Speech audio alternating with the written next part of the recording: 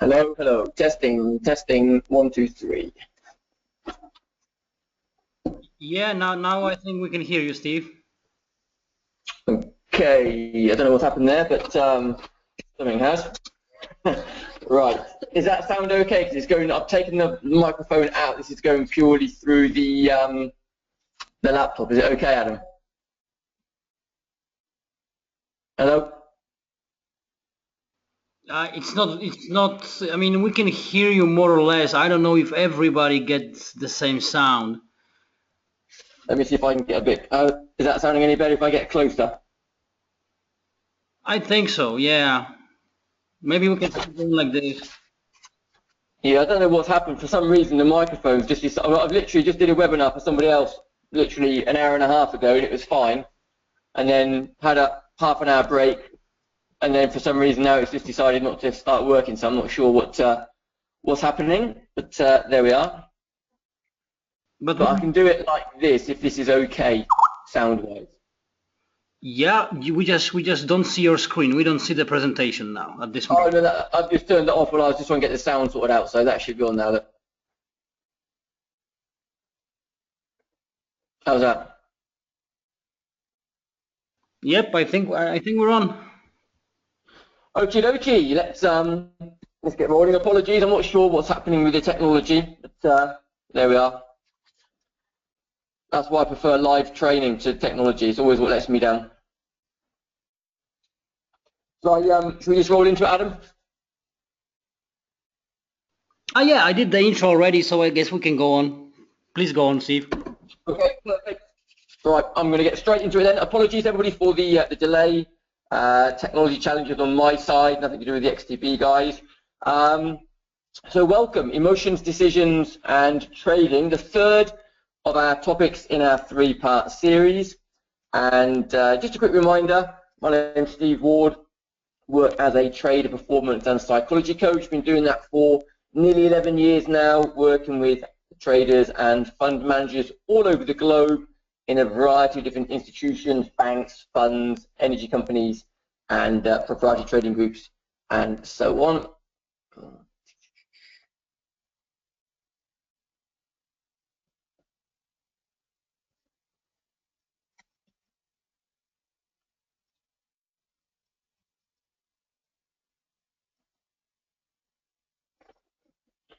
Okay.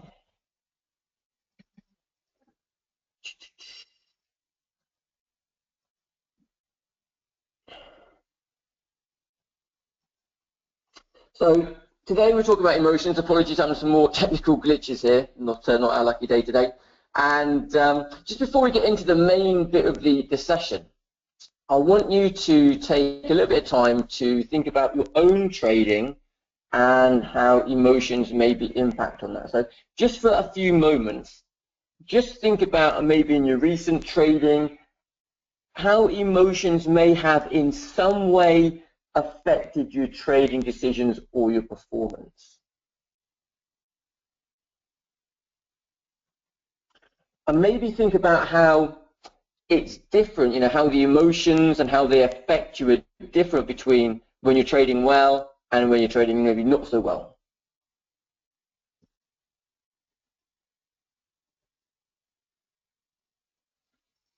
And have a little think about the emotions, the feelings or impulses, the urges, the sensations that you kind of fight with, that you struggle with, the ones that maybe you find uncomfortable, you try and get rid of them. What would be on the list for you?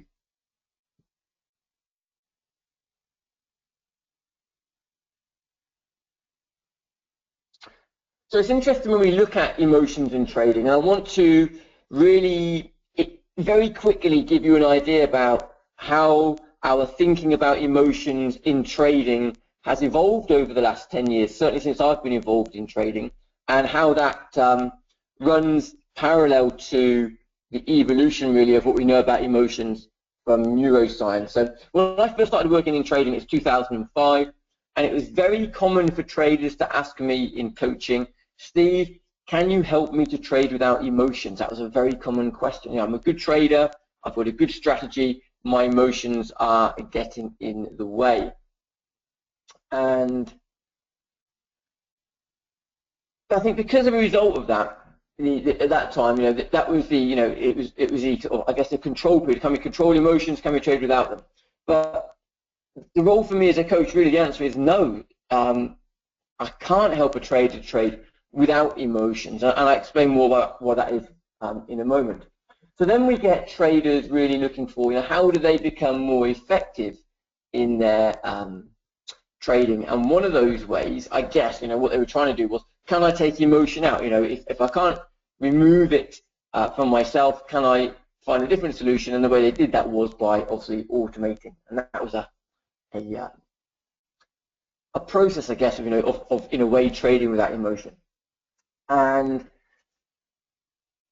so we see a rise in automated programs, in the algos, in the black box, in the grey box. Obviously, some of that advantage can be speed, but for a lot of traders, they were trying to obviously find their way in and doing that.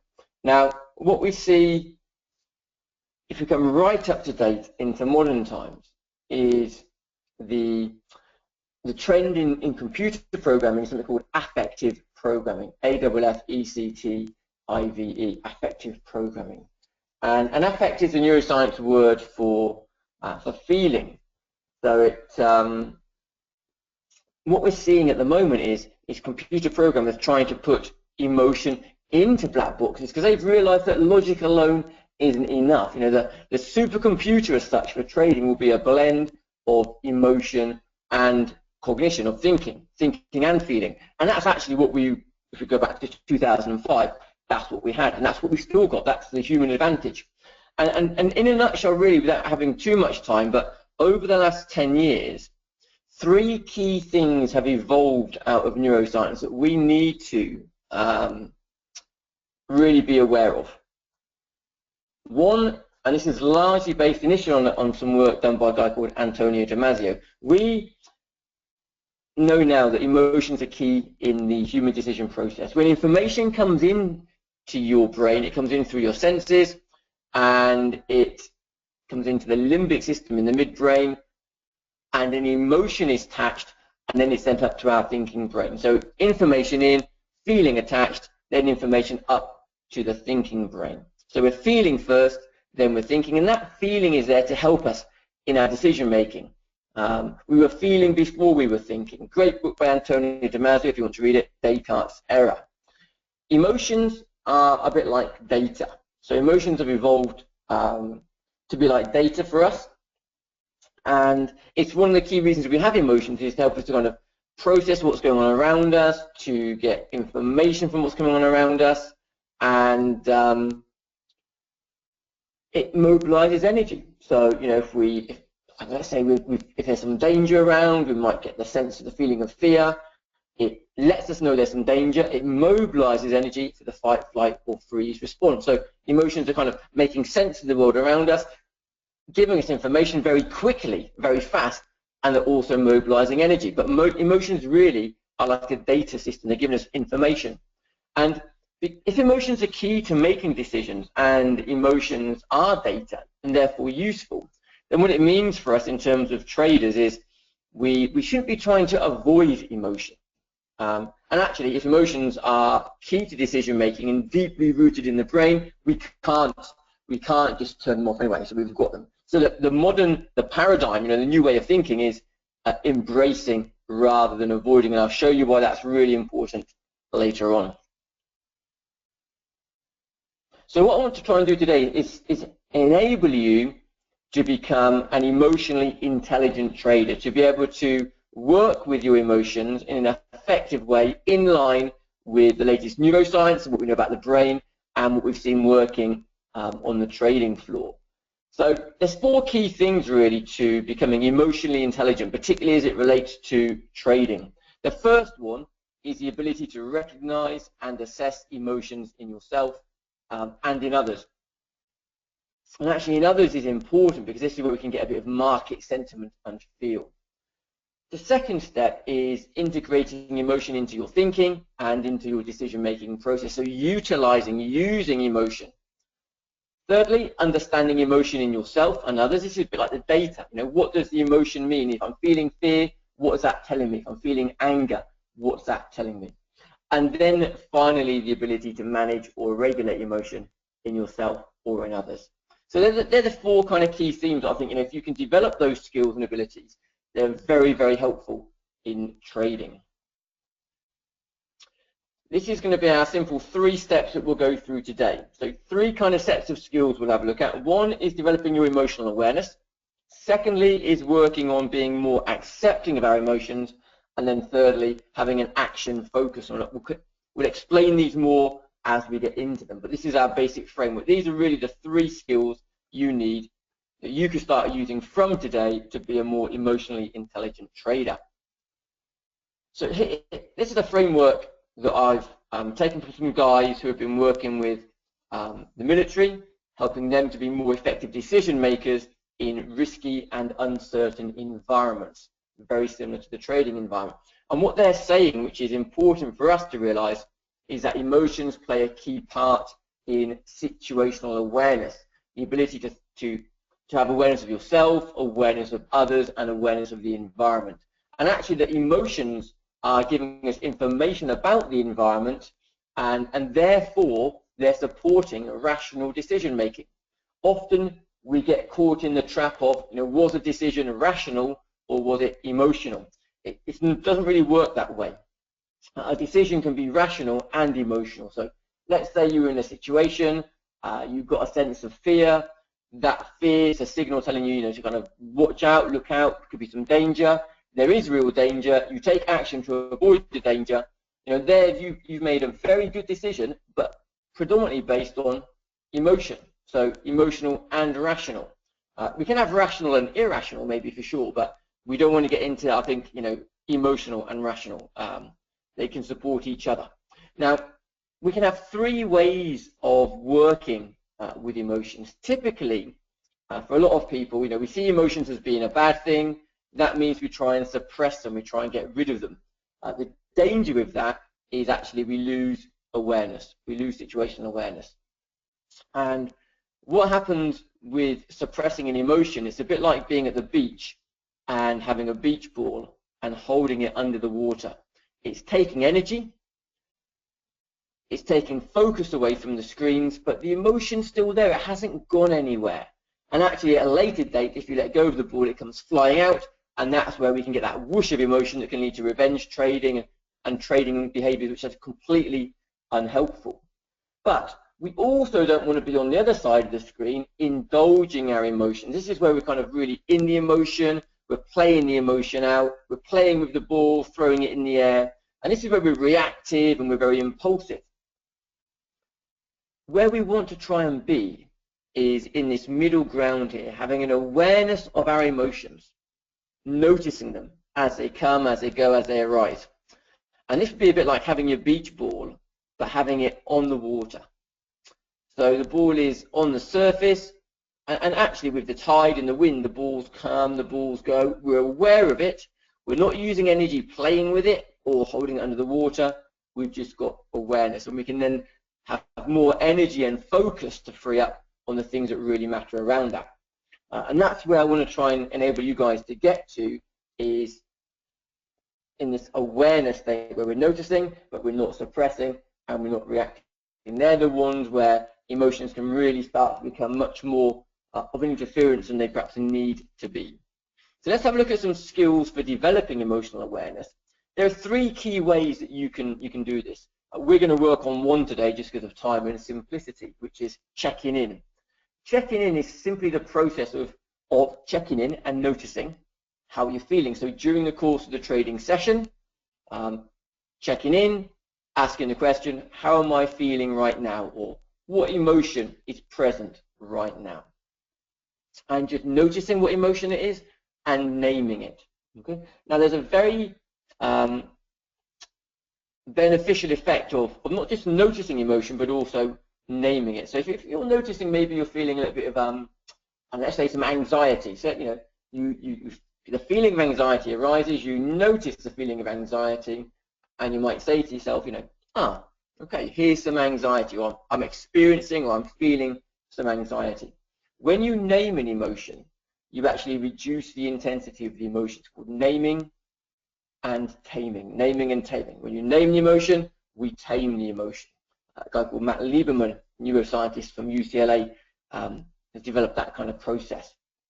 And we can see that happening in real time in brain image machines. So checking in is a great technique. Notice the emotions as you have them and then name the emotions. And again, if you were doing nothing more than that, you would already make some significant gains in your emotional awareness, but also in your emotional regulation. You can't manage emotions until you've got awareness of them.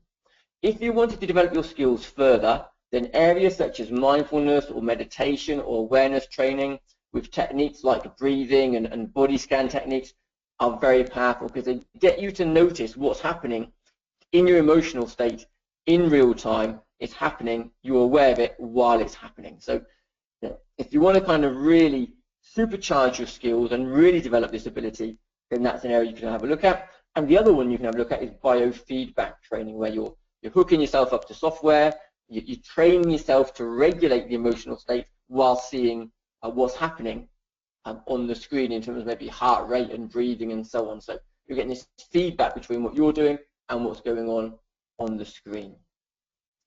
Let's have a look at checking in a bit more of an advanced version, which would be, we could look at these four stages here. So checking in, notice and naming, the simple technique. And again, you could do that during the trading session or do at key points in the trading session. Next, let's take it a little bit broader now. So let's look at the components of emotion, and here we can have a look at the thoughts. So, you know, we're checking in. Well, how are my thoughts right now? What's happening on the feeling system? What do I notice within the body? And what about impulses, urges, you know, any kind of urge to action, any kind of behavioral urges that might be there? And again, we're just getting that a bit deeper here into our emotional awareness, just checking through all four stages. And again, we could do that throughout the day, or we might do that at a particular key part of our trading process, maybe before entering a trade, or if we're holding a trade and we start to get the urge to come out of the trade, we could do that there as well. But checking in, very, very powerful technique. If we take our theme of emotions as data, we can start to utilize this as well and combine it with our emotional awareness. So we can start to notice, what am I feeling? But then we can start to combine that with the second question, which is, and what's that telling me? You know, so if emotions are information, then what information is it giving me? What's the message? What's the data? If I'm feeling anxious, what's it telling me? If I'm feeling excited, what's it telling me? If I'm feeling fearful, what's that telling me? Now, emotions as data are very powerful. It works at two levels. One, it's useful for us to kind of understand our emotions, but also it's a bit of what we call a reframe. So I remember when I worked in sports psychology, and we'd get young athletes coming through, and they would sometimes be very nervous before an event, and so they'd come in, I'd ask them, oh, look, tell me a bit about how you experience, you know, this pre-race anxiety, and they might say to me, oh, it's you know, heart beats faster, my muscles get tight, I get, you know, this funny feeling in my stomach, and what their perception was of this pre-race anxiety was stopping them from performing well. In reality, and once we explained to them, you know, that they were getting ready to perform, so heart's beating faster, getting more blood and oxygen to the working muscles, breathing's increasing, getting more oxygen around the system. You don't need to be digesting food, so blood flow comes away from the stomach towards the working muscles.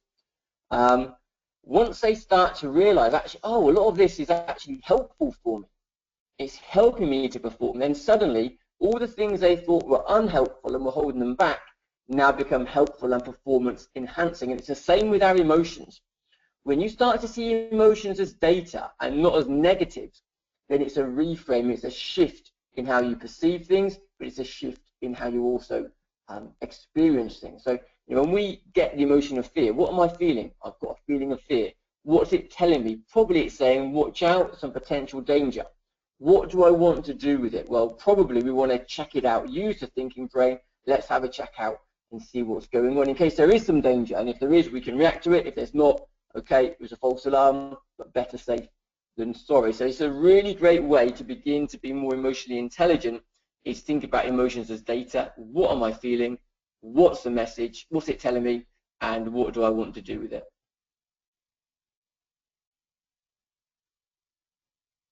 Now, the next stage in our model, after awareness, and again, I'll stress it again, we need the awareness first, but once we've got the awareness, the next stage, which is really important, is all around acceptance.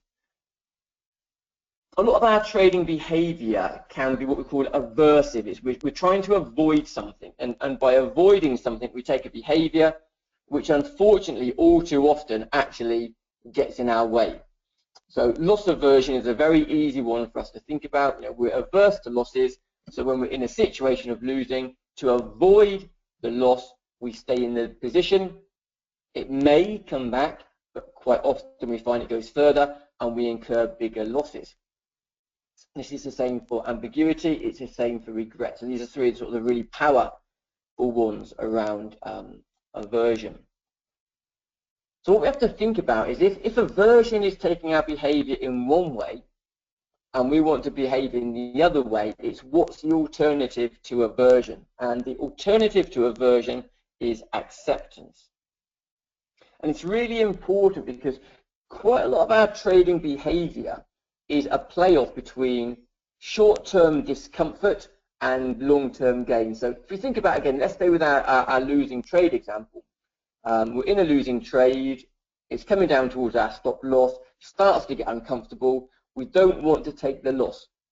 What happens is we get some stress response and we get some short-term emotion, primarily with the message of, you know, what can we do to feel good now? And this is uncomfortable. So how do we feel comfortable in this situation? Well, if you're in a situation of losing money and the choice is to take the loss and incur the loss, painful, or to avoid that in the short term brain, the limbic system, very happy for you to stay in that trade.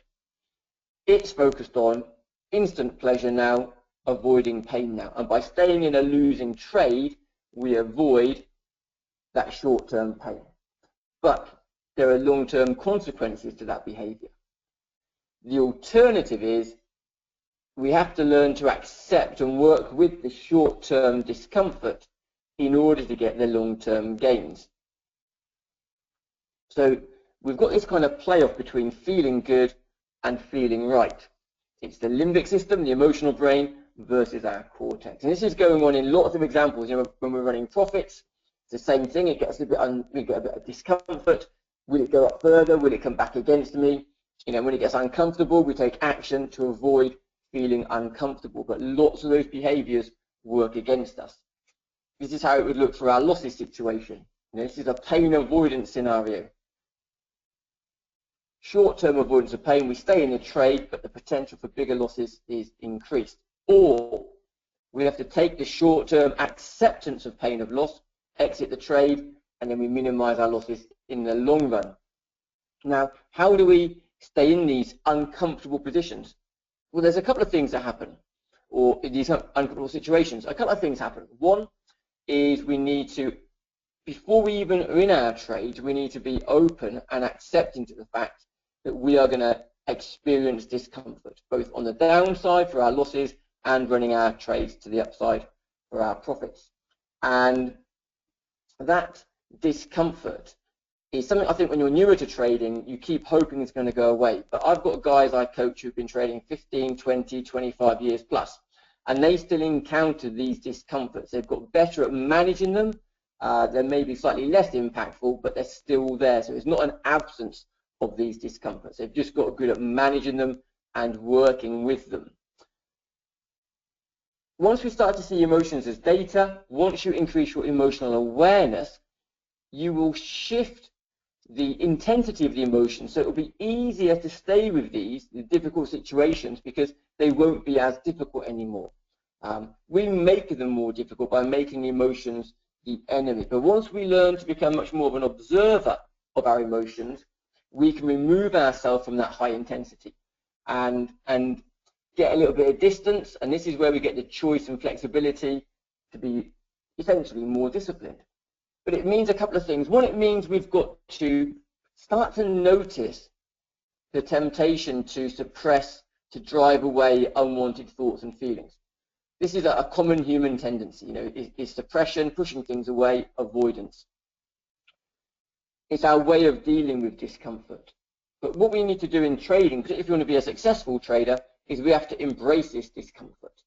So we've got to kind of be willing to accept, you know, some of these uncomfortable emotions, these uncomfortable thoughts, these uncomfortable urges and impulses, and work with them. And we can do that by having more awareness of them. We can do that by seeing them as data.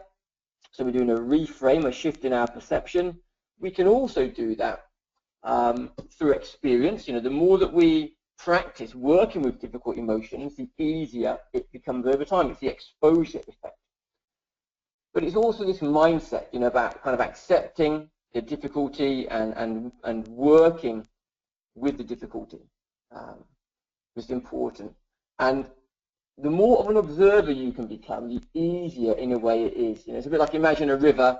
The river's running really wild. If you're in the river and it's wild, you know, you're being washed around and thrown about all over the place. And you just go where the river goes. But if we can bring ourselves above the river, noticing the river running wild, then the river's still running wild, but our experience of it is different. So you can start to do this with your emotions. And one simple way of doing this in terms of language is, rather than, you know, I'm angry or I'm afraid or I'm frustrated, it's called a diffusion technique, where we kind of just get a little bit of distance away, reduce the intensity by, for example, I'm noticing a feeling of fear. I'm noticing a feeling of anxiety. I'm noticing I have a feeling of stress. So we're noticing that we've got a feeling of whatever that feeling might be. And what that technique does is it just separates away this short-term kind of intense, I'm angry. I'm noticing I'm experiencing a feeling of anger. It's a very different process. It's a great one to train yourself with. It's to start to, when you recognize emotions, notice them as emotions. It's an experience, it's an emotion you're having at this moment in time. Emotions are transient, they move, they come and go. So it's a great little technique to have in your toolkit. But even with awareness and even with acceptance, we're still going to have these emotions around us. We're not getting rid of them. They're there, they're less intense, but they're still there. And when we look at I guess, people's need to trade without emotion, what I find actually is lots of the best traders still have emotion. We all have emotion. We can't get rid of it. It's part of our system, as we've talked about. And this is a great example here, really. This is Captain Sullenberger, the American pilot who landed the plane on the Hudson. I think it's about 2009. But the misconception was really this kind of icy, cool, calm person, no emotion, no stress. But when he was interviewed, quite the opposite. Strong physiological reaction. Had to force himself to use his training, force calm on the situation. But within that, that's part of it. There's kind of, you know, there was a strong reaction. You know, so it's not stress-free. But in there's this second part where he talks about the things that he needs to do to land the plane. And this is important for us as traders, is recognizing that we can have emotions, but we can still focus and we can still do the things we need. We can have a feeling of fear, but we can still enter the market if we feel that's what our process, you know, should be getting us to do. We can have an emotion. We don't have to act out the emotion. The emotion may bring some influence to our behavior. It doesn't mean that it directly affects our behavior and drives it. You know, I can feel tired in the morning. I can stay in bed. I can feel tired in the morning. I can get out of bed. You know, there is some choice and flexibility in there. It will depend to a large degree how committed I am to my trading process. And it will depend a bit on skills. It will depend a bit on experience and training. But these things all come together. But the key thing I want you to recognize is that poise is this ability to be able to perform even when there might be some difficult emotions or some difficult, you know, levels of stress or difficult thoughts around us. If we wait for there to be almost nothing, we might have a very long wait. Bearing in mind the nature of the trading game is risk and uncertainty. So This is why having a trading process is really important, and why we stressed this in the first session around developing your process, is because when emotional stress or our thinking is kind of getting a bit in our way or interfering a little bit, what we need to anchor ourselves down to is the process. What's important right now? And you can see how Sullenberg has done that same process. What's important right now? Do the best you can, name the emotions, notice the emotions, get the feedback from the data. This is all reducing the intensity. Sometimes we need to just press the pause button for a moment, take a few slow breaths, in for 3, out for 6, nice and slow, or in for 4, out for 4. But a nice slow rhythmic breathing pattern can be enough to calm the nervous system down. But essentially, we still need to then think about what is important right now. Focus on action. Now, probably one of the emotions that gets talked about the most in trading is fear. So this is the results of an SFO magazine poll from 2008, where they asked which emotion's toughest for you to control, hope, greed, or fear. And we can see that fear is the winner by quite some way. Interestingly, I would say greed actually is just another form of fear. Greed is fear of missing out. I would say hope is also fear. It's fear of loss. So actually, they're all fear. So fear is definitely the winner. And probably the biggest fear of all is fear of fear. I think a lot of traders are afraid of feeling afraid, but we don't need to be afraid of feeling afraid if we understand and we are emotionally intelligent. So what is fear? Well, there's 3 things to think about with fear. We need to understand really what fear is. It's our brain's response to perceived danger. Okay, so and remember, emotion's faster than thinking. So if your brain detects some potential danger, it will alert you very quickly, and it will do that through the feeling of fear. It's like a watch out, it's a warning light. Would we want to be without fear? Well, if we did and we couldn't detect danger, we have to question how long we would actually live for outside of markets and how long we'd live for in markets. Probably not too long. So biologically, fear is there. It's a survival mechanism. It's there to help us both outside of trading and inside of trading. What we need to do is remember that and work with it. We do want to be aware of the signs and symptoms of fear. So we want the awareness, noticing maybe there's some fear coming in, but then recognizing it's now data. What's it telling me? So we recognize the fear. Oh, I'm noticing I'm having a feeling of fear. Okay, what's it telling me? It's saying basically fear is always saying watch out, potential danger. Okay, let's have a check round. Have I missed something out in my research or my analysis? Has something changed in the market that I've not noticed consciously, but my brain has unconsciously? Yeah? And and again, not trying to resist it or get rid of it, but working with it and accepting it. And again, that's just very quickly, hopefully, just giving you an idea about how we can shift the way that we work with our emotions if we start to think about what we know about the brain and how the brain works. We can try and suppress emotion, we can indulge emotion, we can try and control it all we like. We're just going to get tired, nothing's going to change. And I can say that because probably in the early days of my psychology career, that's what we were teaching people in sport and in trading. And it's an ongoing hard work process. The work over the last 5 or 6 years, much more down this road, has probably been much more successful for people. It's a lot less energy. People feel a bit more free, and counterintuitively, without trying to control the emotions as much, you actually get less interference from them. But we are working with them, embracing emotion. In a way, we want to harness emotion, make it more of an edge, bring in that data from around us, give us an extra edge. Now, we've talked about, I guess, a psychological model for working with emotions in terms of awareness and acceptance and action focus. But we must remember that there are other things we can do as well. So it's not just about those 3 key things to do. So your level of competence, how your skills, your knowledge, your understanding, they're going to have an impact on your levels of emotion. Your levels of experience likewise are going to affect your levels of emotion. Your strategy and the type of strategy it is, and the time frames, and how much you believe in it and trust in it, and its kind of risk-reward ratios and the returns you get from it are all going to impact the emotions you experience in your trading, as is risk management. And actually, if you're a trader whose risk management may be taking too much risk, and your strategy is not very well defined, and you've got low experience, and you've got low knowledge and skill, then trading is going to be pretty emotional. But if you're somebody with, as you build competence and experience and develop your strategy, and you learn to manage your risk well, then you'll find that trading will be very different emotionally. So there are some very practical things that you can be doing. Likewise, preparation. Going into the markets, being fully prepared, knowing what you need to know for the trading session. Exercise has been shown to be an excellent way of, in a way, training yourself to improve emotional regulation. So people who exercise regularly generally have improved and enhanced processes and successes with emotional regulation. So regular exercise can be very useful. Likewise, mindfulness, we've talked about this a couple of times before in the program, very, very, very beneficial in terms of helping you to develop that awareness in the present moment, noticing what's happening while it's happening. Very powerful. And then,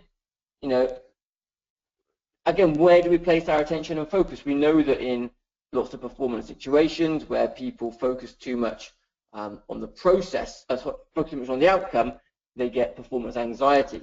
And the alternative to that is to focus on the process, focus on what's controllable.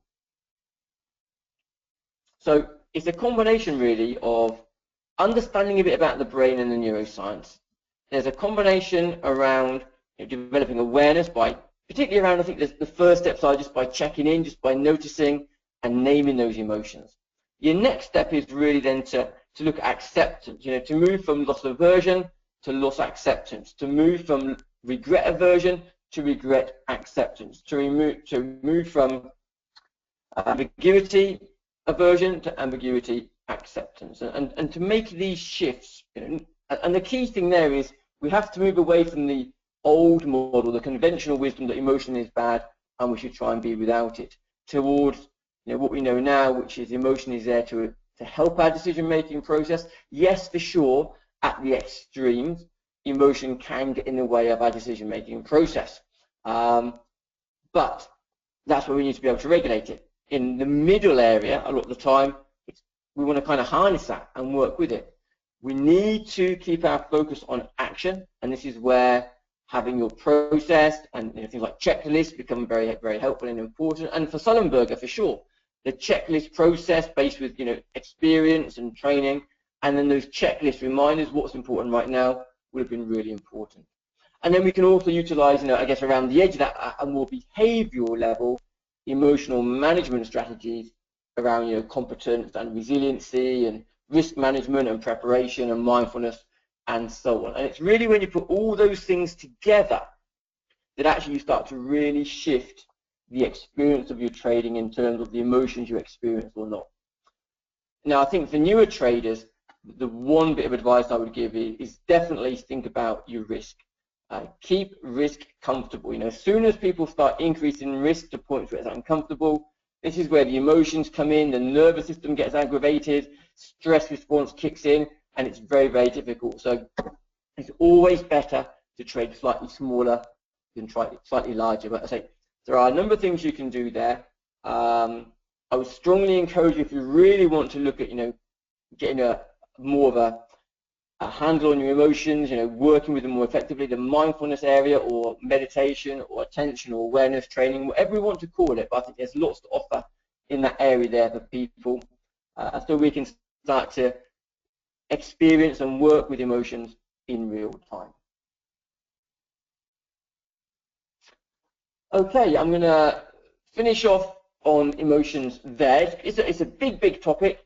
There's some more in the books that you can read through, and obviously have a look at the webinar again.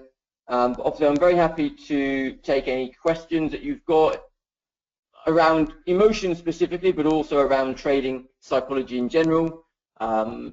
As I said before, it's very difficult because I won't know you or know your trading background or history, but obviously we'll do the best we can to give an answer that's hopefully useful and maybe general enough for the whole audience out there as well. All right, thank you very much, Steve. Message for everybody now. This is the time for asking your questions. So if you have any, please use the chat window. But let's start with this one, Steve. How long does it take for a trader who starts working on emotions, basically starts working with emotions? How long does it take to start embracing them and begins a successful trading career? Because at some point, a person that doesn't succeed in managing emotions has to quit trading, basically. Is there a time frame after which one can say, okay, trading is not for me? Okay, great questions, Adam. There's a couple of things in there. I think the time frame for is trading for me, there's not a set one because everyone's going to be slightly different, but certainly if I look at what we, in the proprietary trading groups, and maybe this is true for retail guys, closer to being true for retail guys, but I would say if you're trading in a very committed way, putting lots of time and effort in, then it's going to take at least up to 3 to 4 years before you really know and have really got the skills to be successful. So probably the 3 to 4 year mark, if you've been committed, is a point at which, if you look at your results and whether you're enjoying trading or not, is probably a relatively significant time frame, maybe even 3 to 5 years. But if you're trading only a small number of hours per week, then that obviously might take a lot longer before you would really know. So I think it all depends on how much effort and time you're putting in for how long it takes to realize if you're going to make it or not. But when it comes to emotion specifically, it all depends on the person and their personality to a degree, so that's going to be a factor. It depends on which techniques they use and how much effort they put into using those techniques and how much time they spend practicing. But as an example, I was working with a client a few years ago, and he was an interesting character because he was an international sports person, played basketball, and also was a downhill skier for his country, very high level. And then became a trader, and when we started working in his trading, one thing he talked about was how his emotions really were clouding his decision making and getting in the way. That was one thing he wanted to work on. It was also interesting because he said to me it was the same problem we'd had in his basketball and in his skiing, and that had stopped him really from getting up to the very highest levels. So we did some work together. Now we did a bit around understanding emotions, like we've talked about today, which he found very helpful, recognizing they're not the bad guys, that they've got a purpose, that essentially lots of the time they're there to help us. We then did some work around awareness, so beginning to notice emotions and beginning to notice them as they're arising. So if we've got emotions like maybe fear or anxiety or frustration, it's beginning to notice those emotions earlier and earlier and earlier, so we get to the very first signs, not waiting until it's kind of overwhelmed us. And then we did a bit of work, not nothing too much, but I just encouraged him to get between about 5 and 10 minutes a day of mindfulness practicing. Now, after about 2.5, 3 weeks, when we met for probably our third session, it must have been, he said to me he could already notice that he was being less kind of intense in his emotions in his trading, and by the end of 6 weeks, it was very different for him. So I think with hard work and effort, definitely over a 6 to 8 week period, people can make some quite significant progress with managing emotions. But again, it all comes down to how much time they put in and how much practice and so on. So it's an evolution rather than revolution. Yeah, I think in my work, Adam, 90% of the time it is going to be evolutionary, and I think it's not something that you get to a point where suddenly you realize you're the emotional master. It's an ongoing, we're practicing ongoing, because the nature of trading with the uncertainty and the risk and the demands, we can always be thrown off guard a little bit. So these are things we work on consistently. We get better at working on them, and we just maybe get less interference over time, but we won't end up like a robot, and we don't want to be either. All right, thank you. Here we have a question from one of our audience members. Do you think that there are any situations in which your decision has to be taken based on what emotions say? Did you encounter situations like this? That's a great question. Now, there's a book called Risk Savvy by a guy called Gert. I think his surname's Gergenheinzer. Now, in that book, he talks about a lot of research which suggests that as uncertainty increases, that feeling will outperform thinking, because as we get increasing uncertainty, by nature, we can't really work out the probabilities of what's happening because they're significantly unknown. And in those situations, our gut feel and our emotions are probably, inexperienced performers particularly, going to be more useful. So that's pretty interesting. Now, where have we experienced that? I think the closest example we've got to a good case for that was during the financial crisis, during the crash, when a lot of banks, in sort of the midst of chaos, a lot of money was being lost by the black box machines, so they turned those off, turned off the logic machines, and then handed over the reins to the human, the people who can kind of think and feel, where we can probably cope with that uncertainty much better. And again, the suggestion is maybe what enables us to do that might be this, emotional and feeling system.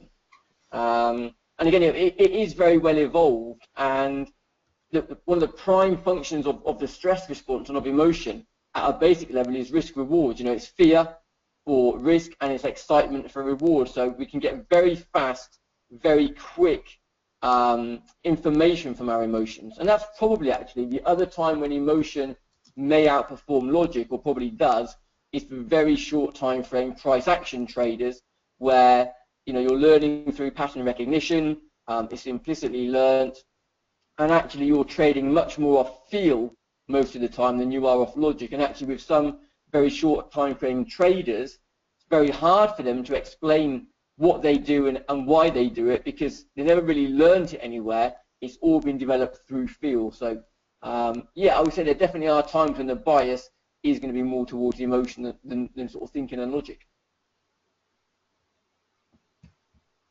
All right, thank you. And this one is a little bit longer one, but let me rephrase it. You spoke about fear, and this is the most negative emotions, the emotion that we have to deal with. But isn't it fear actually helpful? All these risk management strategies that we develop, all great traders in the world, they always mention about cutting your losses quickly, controlling your losses, and so on. This is basically fear of losing a lot of money, so it's good. Shouldn't we be developing fear in our, let's say, in our trading psychology?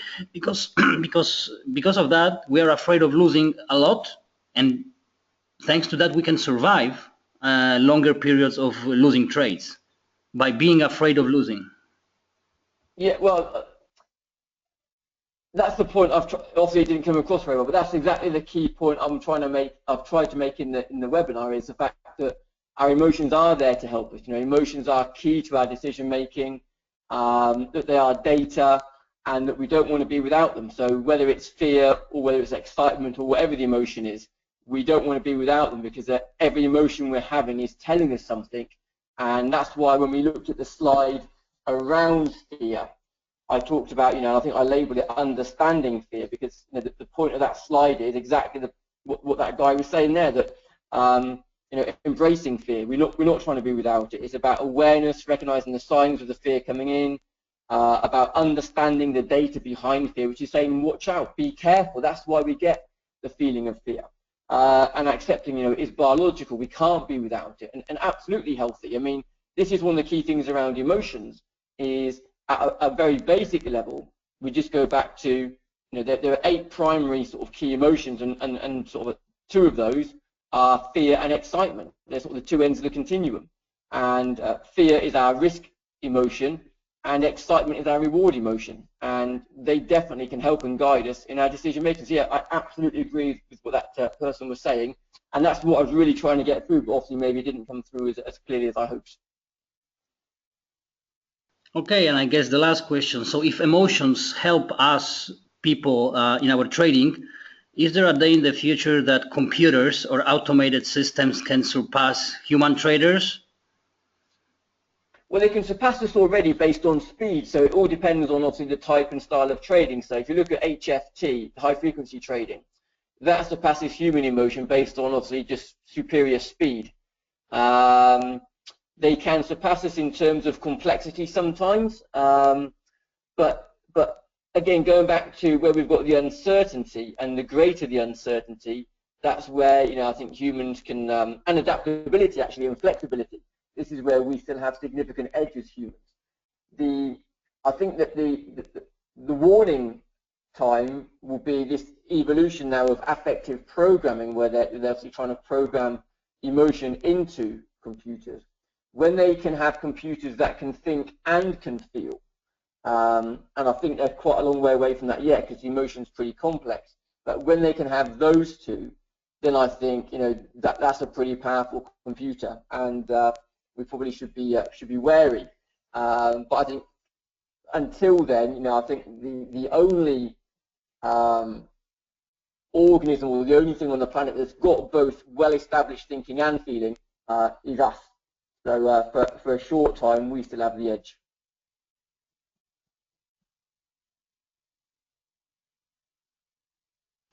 All right, Steve, I think that's it. I think we don't have any more questions for you tonight. So I want to thank you very much. We appreciate you being with us, those series of webinars.